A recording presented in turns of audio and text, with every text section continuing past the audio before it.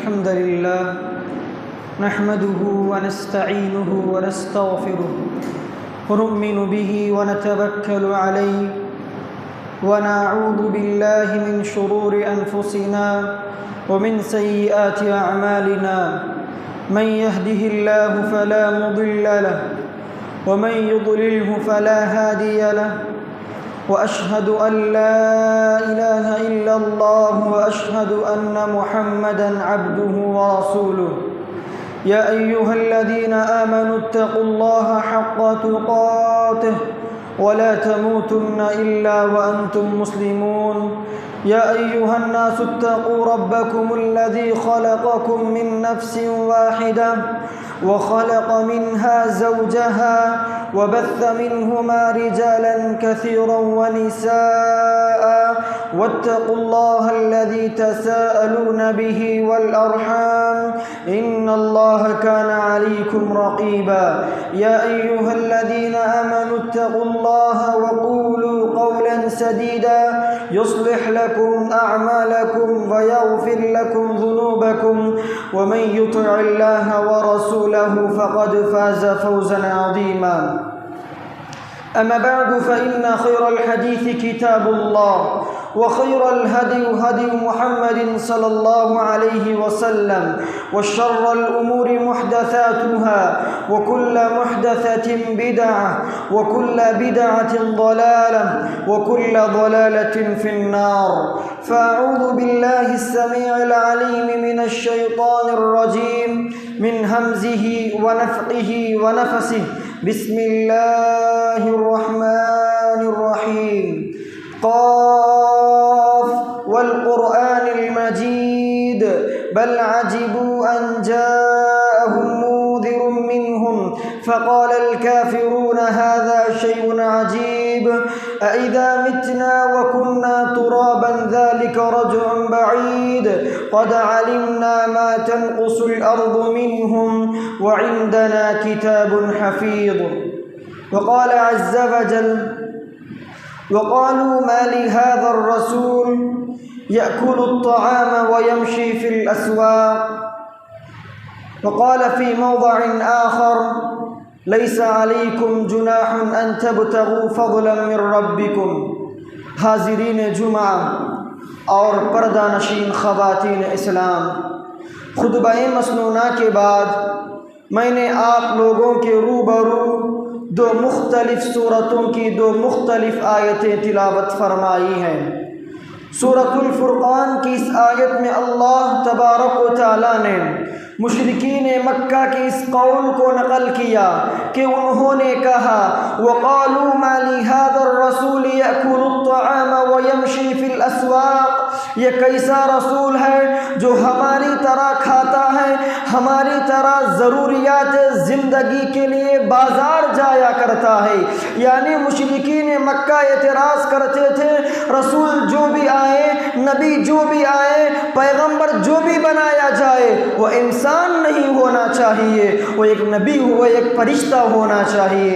اللہ تبارک و تعالی اس کا جواب اسی صورت میں دیتے ہوئے فرمایا وَمَا أَرْسَلْنَا قَبْلَكَ مِنَ الْمُرْسَلِينَ إِلَّا إِنَّهُمْ لَيَأْكُلُونَ الطَّعَامَ وَيَمْشُونَ فِي الْأَسْوَاقِ، اے محمد آپ کہہ دیجئے ہم نے آپ سے پہلے جتنے بھی رسول بھیجے ہیں سارے کے سارے انسان تھے، سارے کے سارے ضروریات زندگی کے لیے بازار جایا کرتے تھے۔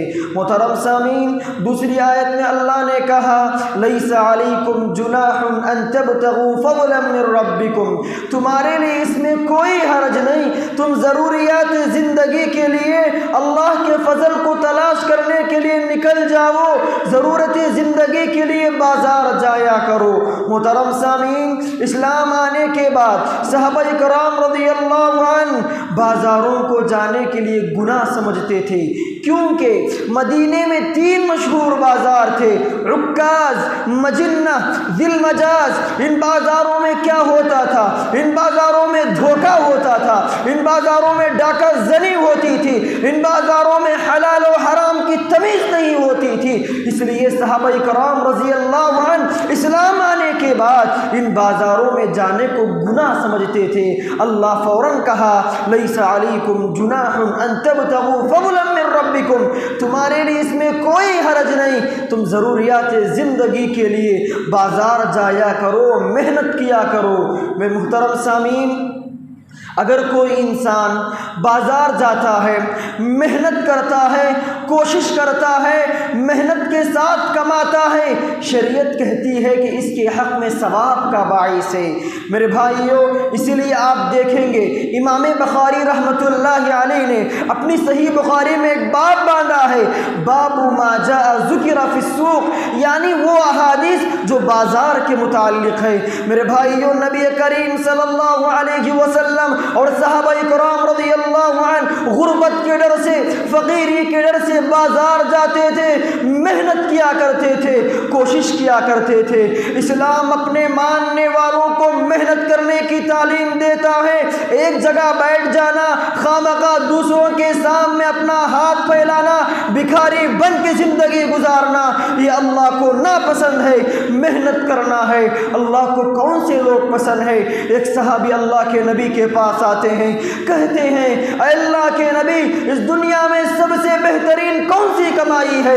پیارے نبی فرماتے ہیں اے میرے صحابی، اس دنیا میں سب سے بہترین کمائی وہ کمائی ہے جو انسان اپنی ہاتھ کی محنت سے کماتا ہے، جو انسان کوشش کر کے کماتا ہے۔ میرے بھائیوں، پیارے نبی صلی اللہ علیہ وسلم اپنے ماننے والوں کو محنت کرنے کی تعلیم دیتے ہیں، کہتے ہیں اے میرے امت کے لوگوں، محنت کرو، کوشش کرو۔ اگر تم اپنی محنت میں، کوشش میں ناکام ہو جاؤ تو ڈرنے کی کوئی ضرورت نہیں ہے، پریشان ہونے کی ضرورت نہیں ہے۔ ایک کلہاڑی لے لو، جنگل چلے جاؤ، لکڑیاں کترو، لکڑیوں کا بنڈا بنا کر اپنے پیٹھ پہ اٹھا کر بازار میں بیچو، جو پیسہ حاصل ہوتا ہے اسے کھاؤ، اپنی فیملی ممبر کو کھلاؤ، خاندان والوں کو کھلاؤ۔ یہ بات بہتر ہے اس بات سے کہ تم چار لوگوں کے سامنے بھیک مانگو، تکلیف کو ظاہر کرو، چاہے تو لوگ تمہیں دے دیں گے، چاہے تو لوگ تمہیں دھتکار کے بھیج دیں گے۔ اس لحاظ سے اسلام اپنے ماننے والوں کو محنت کرنے کی تعلیم دیتا ہے۔ میرے بھائیوں، ہم انبیاء کرام علیہ السلام کی زندگی پڑھ کے دیکھیے، اللہ کے اتنے قریب بندے ہوتے ہوئے بھی محنت کرتے تھے، محنت کرتے تھے۔ یہ حضرت نوح علیہ السلام محنت کی روزی کھاتے تھے، یہ حضرت سلیمان علیہ السلام محنت کی روٹی کھاتے تھے، یہ حضرت داؤد علیہ السلام محنت کا رزق کھاتے تھے، یہ حضرت زکریا علیہ السلام محنت کی روزی کھاتے تھے۔ میرے اور آپ کے آقا جناب محمد رسول اللہ صلی اللہ علیہ وسلم بھی محنت کی روزی کھاتے تھے۔ میرے بھائیوں، پیارے نبی صلی اللہ علیہ وسلم خود بازار جاتے، محنت کرتے، کوشش کرتے، خوددار کی زندگی گزارتے۔ پیارے نبی صلی اللہ علیہ وسلم دو غرض سے بازار جایا کرتے۔ پہلا غرض کیا تھا؟ محنت کرنا، کوشش کرنا، خودداری کی زندگی گزارنا۔ دوسرا غرض یہ تھا کہ اصلاح کے غرض سے جاتے تھے، لوگوں کو اصلاح کا پیغام سنانے کے لیے جاتے تھے۔ پیارے نبی صلی اللہ علیہ وسلم ایک بازار میں گزر رہے ہیں، یہ غلہ فروش غلہ بیچ رہا ہے۔ پیارے نبی صلی اللہ علیہ وسلم فوراً اس کے پاس جاتے ہیں، غلے میں ہاتھ ڈالتے ہیں، غلہ اندر سے بھیگا ہوا ہے۔ پیارے نبی صلی اللہ علیہ وسلم کہتے ہیں تم کسے دھوکہ دینا چاہتے ہو؟ وہ ڈر جاتا ہے، کہتا ہے اللہ کے نبی میں کیا بتاؤں، کل رات زور کی بارش ہوئی جس کی وجہ سے سارا غلہ بھیگ چکا ہے، اس کی وجہ سے میں سارے غلے کو چھپا کر اوپر سوکھا غلہ رکھا ہوا ہوں تاکہ انسان خرید لے۔ پیارے نبی فرماتے ہیں اگر تو بیچنا ہی چاہتا تو یہ لوگوں کے سامنے اظہار کرتا، اندر کا غلہ بھیگا ہوا ہے، اگر لینا چاہتے ہو تو لے لو ورنہ چھوڑ دو۔ اس کے بعد پیارے نبی فرماتے ہیں من غشنا فلیس منا، جو انسان دھوکہ دے کے بیچتا ہے، جو انسان لوگوں کو دھوکہ دیتا ہے وہ ہم میں سے نہیں ہے، وہ سچا پکا مسلمان نہیں ہے۔ میرے بھائیوں، انسان کو دھوکہ نہیں دینا چاہیے۔ اسی طریقے سے پیارے نبی صلی اللہ علیہ وسلم بازار سے گزر رہے ہیں، ایک بکری مری پڑی ہوئی ہے۔ پیارے نبی نے اپنے صحابہ سے کہا، اے میرے صحابہ، تم میں سے کون اس بکری کو 1 درہم میں خریدے گا؟ صحابہ نے کہا، اے اللہ کے نبی، اسے کون اس درہم میں خریدے گا؟ یہ مری پڑی ہوئی ہے، اس کا کان کٹا ہوا ہے، اسے کون خرید سکتا ہے؟ پیارے نبی نے فرمایا، اے میرے صحابہ، تمہارے پاس اس بکری کی کوئی اہمیت نہیں ہے، ٹھیک اسی طریقے سے اللہ کے پاس بھی اس دنیا کی کوئی حقیقت نہیں ہے جس کے لیے تم دوڑتے ہو، محنت کرتے ہو، کوشش کرتے ہو، لوگوں کو دھوکہ دیتے ہو اور اپنی پراپرٹی جمع کرنے کی کوشش کرتے ہو۔ میرے بھائیوں، پتہ کیا چلا؟ پیارے نبی صلی اللہ علیہ وسلم محنت کے ساتھ اصلاح کے غرض بھی بازار جایا کرتے تھے۔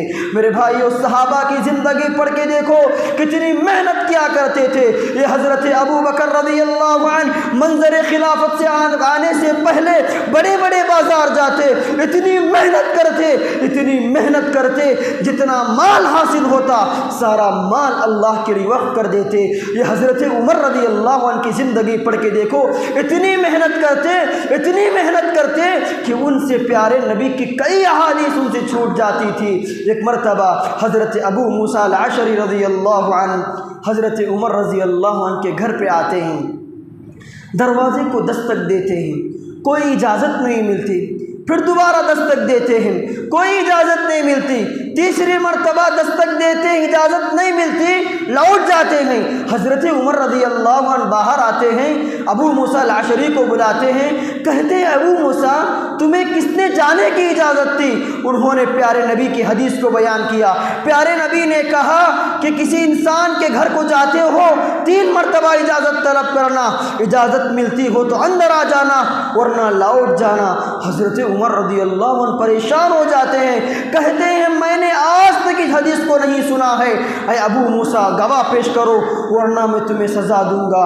ڈر جاتے ہیں صحابی، کانپ جاتے ہیں، دوڑتے دوڑتے انصاری صحابہ کے پاس آتے ہیں، کہتے ہیں اے عمر رضی اللہ عنہ مجھے سزا دینا چاہتے ہیں، کوئی گواہی پیش کرو۔ انصاری صحابی کہتے ہیں، ڈرنے کی کوئی ضرورت نہیں ہے، اس حدیث کو ہمارا بچہ جانتا ہے، لے جاؤ، یہ ابو سعید کو لے جاؤ۔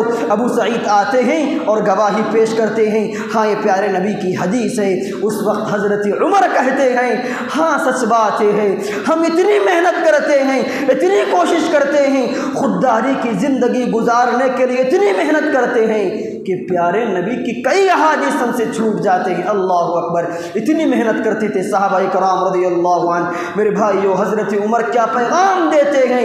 اس دنیا میں محنت کے ساتھ زندگی گزارنا ہے۔ میرے بھائیو، ہجرت کتنی بڑی قربانی ہے، ہجرت کتنی بڑی قربانی ہے۔ وہ صحابہ جو مکے میں رہتے ہوئے بڑے مالدار، بڑے ارب پتی، بڑے کروڑ پتی، بڑے پراپرٹی والے، بڑی زمین والے اور بڑے خاندان والے جب مکہ چھوڑ کے مدینہ گئے، صفر بن گئے، غریب بن گئے۔ حالانکہ مکے میں رہتے ہوئے ان کا نام سنتے ہی سارے لوگ کانپ جاتے تھے، اتنے بڑے مالدار تھے، لیکن اسلام کے خاطر انہوں نے ہجرت کیا تو غریب بن گئے، صفر بن گئے، ان کے پاس ایک کپڑے کے سوا کچھ نہ تھا۔ اللہ اکبر، اتنے بڑے صحابہ، پیارے نبی صلی اللہ علیہ وسلم نے ان کا مواخذہ، ان کی بھائی چارگی انصاری صحابہ کے ساتھ کیا گیا۔ حضرت عبد الرحمن بن عوف رضی اللہ عنہ، یہ حضرت سعد بن ربیعہ رضی اللہ عنہ کے حصے میں آ جاتے ہیں۔ حضرت سعد کہتے ہیں، اے عبد الرحمن، آپ کا مقام بہت بڑا ہے، آپ بہت بڑے انسان ہیں، لیکن ہجرت کر کے مدینہ آئے ہوئے ہو، اب غریب بن گئے ہیں۔ دیکھو عبد الرحمن، آپ میرے بھائی ہیں، اللہ کے نبی نے آپ کی ذمہ مجھے سونپا ہے۔ دیکھو عبد الرحمن، میں بڑی پراپرٹی والا ہوں، بڑا مالدار ہوں، بڑا ارب پتی ہوں۔ دیکھو عبد الرحمن، میرے بھائی ہو تم، دیکھو آدھی پراپرٹی تم لے لینا، آدھی پراپرٹی تم لے لینا اور آدھی میں رکھ لوں گا۔ دیکھو عبد الرحمن، میرے پاس 2 بیویاں ہیں دونوں کو تم دیکھنا، جو تمہیں پسند آتی ہے مجھے بتانا، میں طلاق دیتا ہوں، عدت گزرنے کے بعد تم اس سے شادی کر لینا۔ میرے بھائیوں، حضرت عبد الرحمن بن عوف کے جواب پہ غور کرو۔ حضرت عبد الرحمن کہتے ہیں اے سعد، تمہارے مال کی مجھے کوئی ضرورت نہیں ہے، اللہ تبارک و تعالیٰ تمہارے مال میں برکت دے، اللہ تبارک و تعالیٰ تمہاری اولاد میں برکت دے، مجھے صرف مدینے کا بازار بتلائیے۔ مدینے کا بازار بتلایا جاتا ہے، وہاں جا کے اتنی محنت کرتے ہیں، اتنی محنت کرتے ہیں، چند ہی دن گزر جاتے ہیں، مدینے کے بڑے بڑے مالداروں میں ان کا شمار ہونے لگتا ہے۔ میرے بھائیوں، یہ خودداری تھی، یہ خودداری تھی۔ ان کے بعد انہوں نے ایک انصاری انصاری عورت سے شادی کر لی۔ میرے بھائیوں، حضرت عبد الرحمن بن عوف رضی اللہ عنہ نے ساری امت مسلمہ کو یہ پیغام دیا، اس دنیا میں جینا چاہتے ہو خودداری کے ساتھ جیو، اپنے پیر پہ کھڑ کے جیو، چار لوگوں کا سہارا بنو، چار لوگوں کے نیچے بن کے، ہاتھ پھیلا کے بھکاری بن کے زندگی نہ گزارو، خوددار بن کے زندگی گزارو۔ میرے بھائیوں، ہم بازار میں رہتے ہیں، بازار میں ہر طرح کے لوگ آتے ہیں، غریب بھی رہیں گے، مالدار بھی رہیں گے، جھوٹے بھی رہیں گے، سچے بھی رہیں گے، امانت دار بھی رہیں گے، خیانت دار بھی رہیں گے۔ بازار میں دنیا داری کا ایسا ماحول ہوتا ہے، اللہ اکبر۔ اسی لیے پیارے نبی صلی اللہ علیہ وسلم نے فرمایا احب البلاد الی اللہ مساجدها وابغض البلاد الی اللہ اسواقها۔ پیارے نبی نے کہا پیارے نبی نے کہا کہ لوگوں، اللہ کے پاس سب سے بہترین جگہ مساجد ہے، سب سے بدترین جگہ بازار ہے۔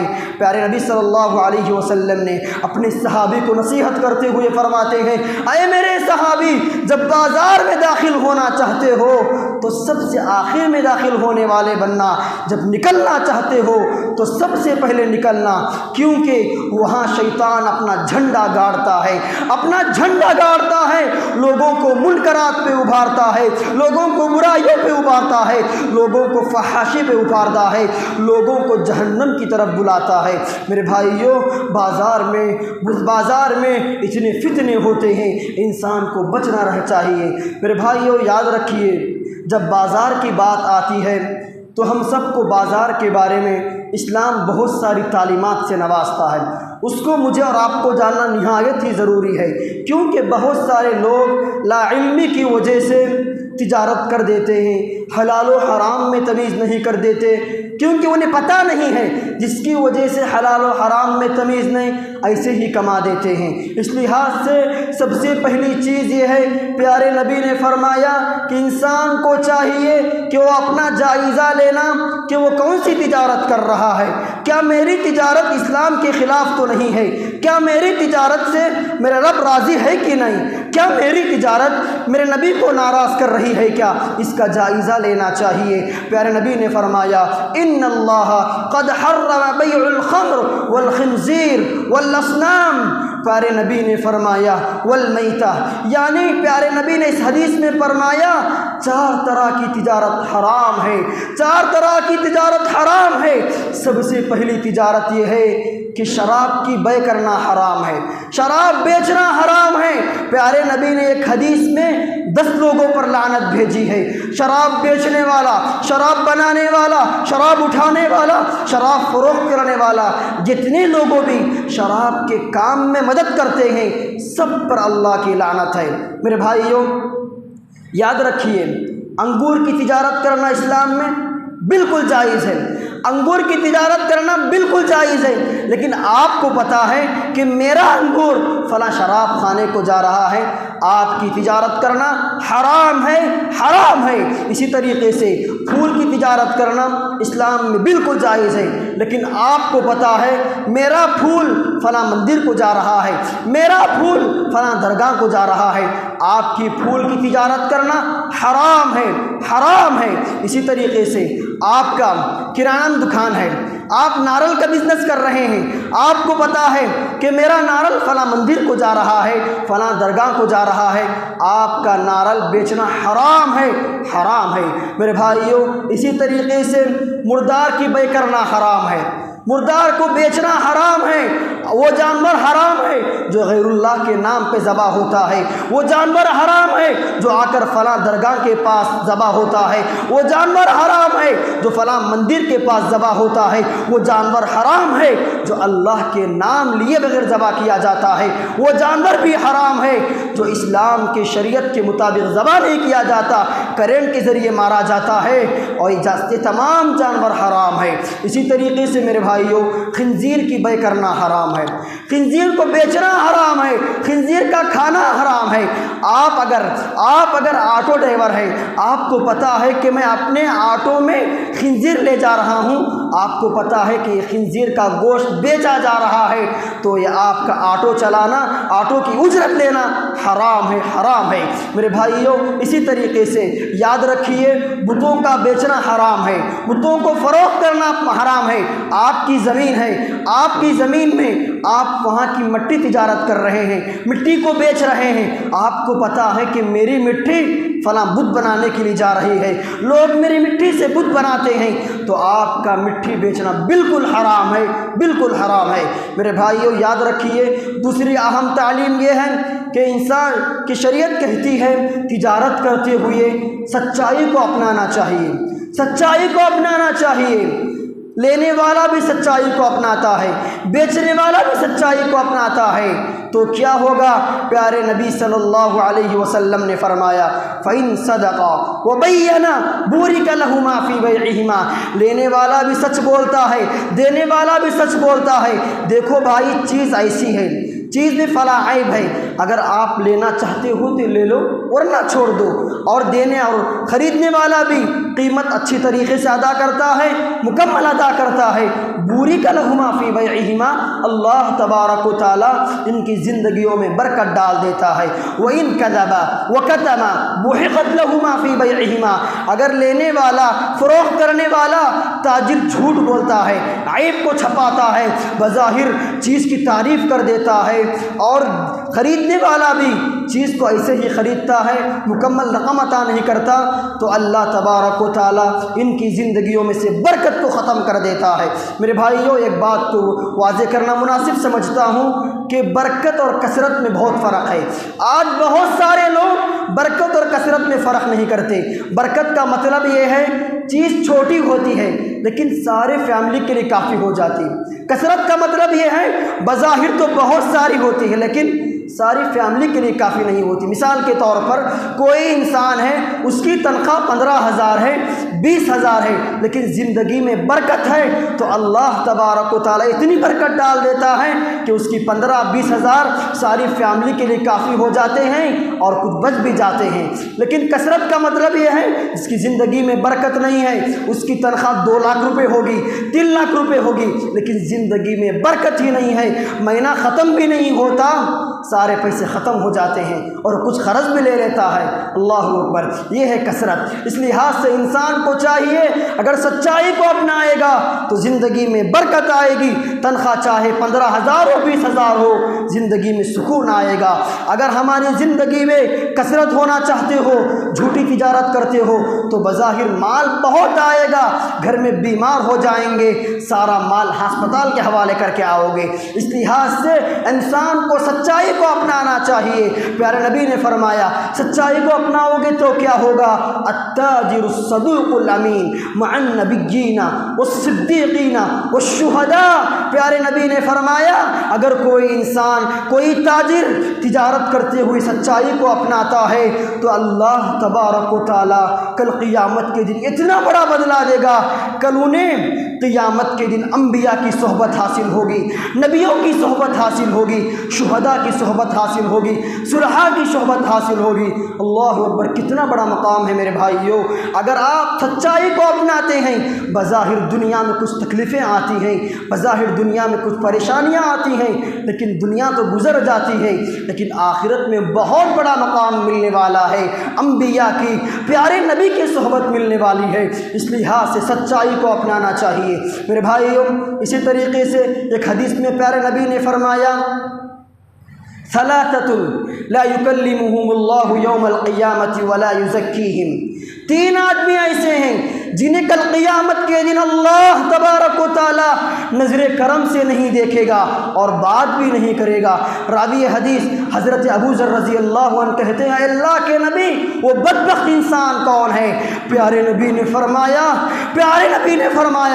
اے نوجوانوں غور سے سنو، پیارے نبی نے فرمایا وہ انسان جو اپنی پیٹ کو ٹخنے کے نیچے لٹکاتا ہے۔ اللہ اکبر! میرے بھائیوں، بہت بڑا گناہ ہے، بہت بڑا گناہ ہے۔ کتنے نوجوان ایسے ہیں جو اپنی پیٹ کو ٹخنے کے نیچے لٹکاتے ہوئے پڑھتے ہیں، کہتے ہیں میں بڑا اسمارٹ بننا چاہتا ہوں، بڑا خوبصورت بننا چاہتا ہوں، میں بڑا انسانوں کے سامنے اپنی خوبصورتی ظاہر کرنا چاہتا ہوں۔ میرے بھائیوں، یہ آپ کا گمان غلط ہے۔ اللہ کو ناراض کر کے لوگوں کے سامنے اپنی خوبصورتی ظاہر کرنا چاہتے ہو؟ نہیں، اللہ تبارک و تعالیٰ تمہیں اس دنیا میں ذلیل کر کے چھوڑے گا، ذلیل کر کے چھوڑے گا، کیونکہ تم نے اللہ کو ناراض کر کے اپنی پیٹ ٹہنے کے نیچے لٹکائی، پیارے نبی کے حدیث کو ٹکرایا، پیارے نبی کے فرمان کو ٹکرایا۔ پیارے نبی نے فرمایا، اللہ کے نبی صلی اللہ علیہ وسلم نے فرمایا، ایک انسان تھا جو اپنی پیٹ کو ٹخنے کے نیچے لٹکاتے ہوئے بڑا فخر کے ساتھ چل رہا تھا۔ اللہ کو اتنا غصہ آیا، خسف بھی، وہ زمین میں دھسا گیا، فہو یتجلجل الی یوم القیامہ، اور وہ قیامت کی صبح تک دھسا ہوا جا رہا ہے۔ اللہ اکبر! میرے بھائیوں، بہت بڑا گناہ ہے۔ بظاہر تو ہم توجہ نہیں دیتے، بظاہر تو یہ لوگ سمجھتے ہیں اگر میں پینٹ ٹخنے کے اوپر پہنوں گا تو معاشرے میں، کالج میں لوگ میرا مذاق اڑائیں گے، میرا عیب نکالیں گے۔ نہیں میرے بھائیوں، اللہ کو خوش کر لیجئے، چند دن تک لوگ تمہارا عیب نکالیں گے، تم کو ناراض کریں گے، لیکن چند دن گزرنے کے بعد سارے کے سارے آپ کے گرویدہ بن جائیں گے، سب آپ کے فیان بن جائیں گے، سب آپ کو دیکھ کر اپنی پیٹ کو ٹخنے کے اوپر کر لیں گے، تو سارا ثواب آپ کو آئے گا۔ اس لحاظ سے بہت بڑا گناہ ہے، اس سے بچ کے رہنا چاہیے۔ اسی طریقے سے دوسرا آدمی وہ ہے المنان، یعنی احسان کر کے احسان جتلانے والا۔ کیسے؟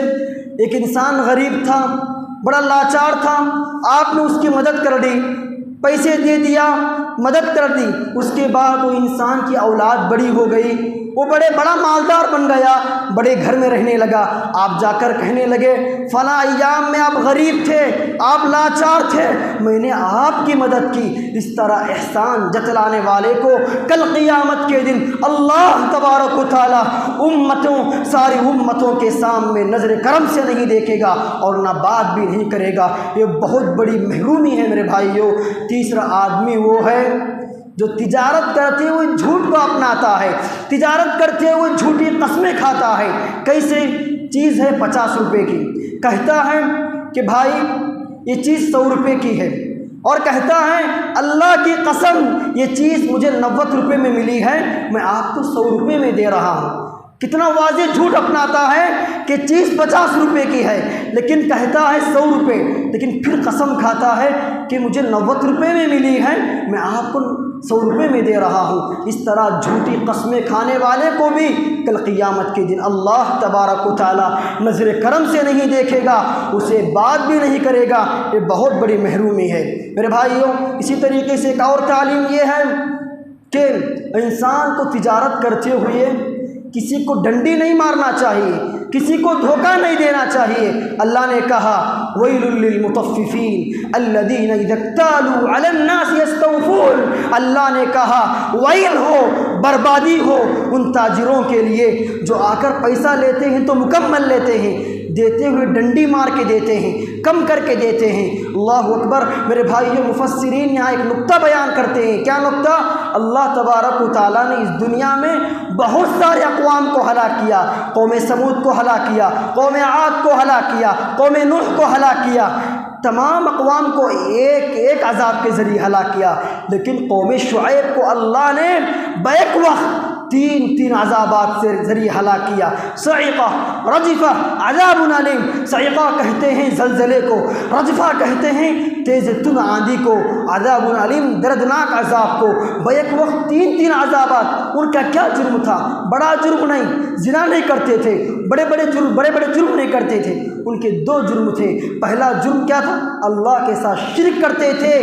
دوسرا جرم یہ تھا کہ تجارت کرتے ہوئے جھوٹ کو اپناتے تھے، پیسہ تو مکمل لیتے تھے لیکن دیتے ہوئے ڈنڈی مار کے دیتے تھے، لوگوں کو دیتے ہوئے دھوکہ دیتے تھے۔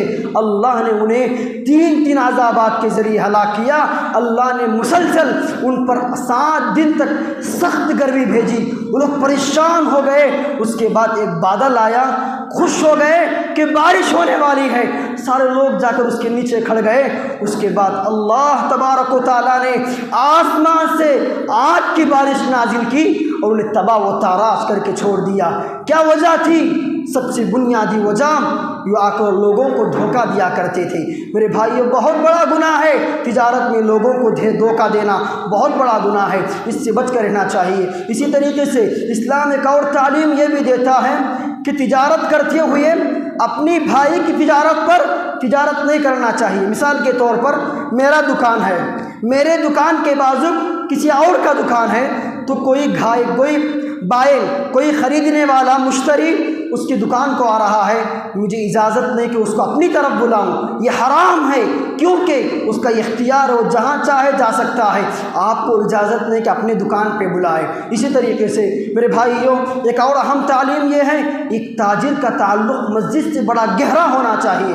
بڑے افسوس کے ساتھ کہنا پڑتا ہے میرے بھائیوں، کتنے تاجر ایسے ہیں، بازار میں بڑے بڑے مساجد بنی ہوئی ہیں، ساری صفیں خاموش ہیں، ایک مصلی تک بھی نہیں آتا ہے، بازار میں اتنے مسجدیں ہیں، تجارت تو تاجر آرام سے آ سکتے ہیں نماز کے لیے، لیکن کوئی نہیں آتا، ساری صفیں خاموش ہیں۔ میں بڑی معافی کے ساتھ کہتا ہوں، کتنے لوگ ایسے ہیں تجارت کرتے ہیں، بازار کی مسجد کو اپنے مفاد کے لیے استعمال کرتے ہیں، بازار کی مسجد کو پیشاب کے ٹوائلٹ کے لیے استعمال کرتے ہیں، لیکن نماز کے لیے نہیں آتے۔ یہ کون سا انصاف ہے میرے بھائیوں؟ ایک تاجر چاہتا ہے کہ اپنی تجارت میں برکت آئے، اپنی تجارت بروتری ہو جائے، تو اس کو چاہیے کہ مسجد سے گہرا تعلق ہو۔ اسی طریقے سے ایک اور اہم تعلیم یہ ہے کہ بازار میں ہم لوگ رہتے ہیں تو بہت سارے معذور لوگ، غریب لوگ، بہت سارے ایسے لوگ جو بوڑھے ہو چکے ہیں، تقریباً عمر 80 سال تک ہو چکی ہے، بوجھ اٹھا کے جا رہے ہیں،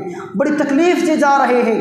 پیارے نبی کے اخلاق یہ تھے کہ پیارے نبی وَتَحْمِلُ الْكَلْ وَتَكْسِبُ الْمَعْدُومِ، پیارے نبی بوجھ اٹھانے والے کا بوجھ ہلکا کرتے۔ ہم پیارے نبی کے فالوور ہیں، پیارے نبی کے ماننے والے ہیں، ہم کو چاہیے کہ ہم بھی بازار سے گزرتے ہوئے غریبوں کا بوجھ، معذوروں کا بوجھ ہلکا کریں، انہیں روڈ کراس کریں، انہیں بس چڑھائیں، ان کی تکلیف کو دور کریں۔ یہ شریعت کی تعلیم ہے میرے بھائیوں۔ سب سے اہم تعلیم یہ ہے کہ ہم میں سے ہر انسان یہ چاہتا ہے کہ میں بڑے بڑے مال میں خریدوں، اگر میں چیز خریدوں تو کسی غریب کے پاس نہ خریدوں، کیونکہ میرا اسٹیٹس ایسا ہے، اگر میں غریب کے پاس خریدوں گا تو سارے لوگ مجھے عیب سے دیکھیں گے۔ میں جو بھی چیز خریدوں گا مالدار کے پاس بڑی مال میں جا کر خریدوں گا، نہیں میرے بھائیوں، شریعت ایسی تعلیم نہیں دیتی۔ آپ کو شریعت تعلیم دیتی ہے کبھی کبھی غریب کے پاس بھی تجارت کر لیا کرو۔ اگر آپ ان کے پاس آج تجارت کرتے ہیں تو کل اس کی بیوی بچے کے گھر میں چولہا جلتا ہے، اس کی بیوی بچے کھا سکتے ہیں۔ اگر آپ اپنی اسٹیٹس کو دیکھتے ہو، اپنے مالداری کو دیکھتے ہو، بڑے بڑے مال میں جا کر خریدتے ہو، تو ان غریبوں کا کیا حال ہوگا، ان کے بچوں کا کیا حال ہوگا۔ اگر آپ ان کے پاس تجارت نہیں کرتے تو ان کے بچے کل بھوکے رہ جائیں گے۔ اس لحاظ سے شریعت کہتی ہے اگر آپ تجارت کرنا چاہتے ہو، خریدنا چاہتے ہو، غریب کے پاس جا کر خریدے۔ ہاں ایک بات یاد رکھیے، کتنے لوگ ایسے ہیں مال میں جاتے ہیں تو فکس ریٹ پہ خریدنے کے آتے ہیں، لیکن غریب کے پاس جاتے ہیں تو بھاؤ تاؤ کرتے ہیں، چیز کو کم کر کے لاتے ہیں۔ میرے بھائیوں، شریعت کی تعلیم نہیں ہے۔ آپ کے 100 روپے چلے جائیں، کچھ قیمت چلے جائے، لیکن کوئی پرواہ نہیں ہے، وہاں پہ جا کر وہاں پر بھی فکس ریٹ پہ خریدے آپ۔ یہ شریعت کی تعلیم ہے میرے بھائیوں۔ سب سے آخری تعلیم یہ ہے، اس کو کہہ کر میں اپنی بات کو ختم کرنا چاہتا ہوں۔ میرے بھائیوں، آج کے بازار کا سب سے اہم فتنہ عورت کا فتنہ ہے۔ میرے بھائیوں یاد رکھیے، آج مسلمان عورتیں محفوظ نہیں ہیں، بڑی بن سور کے گزرتی ہے۔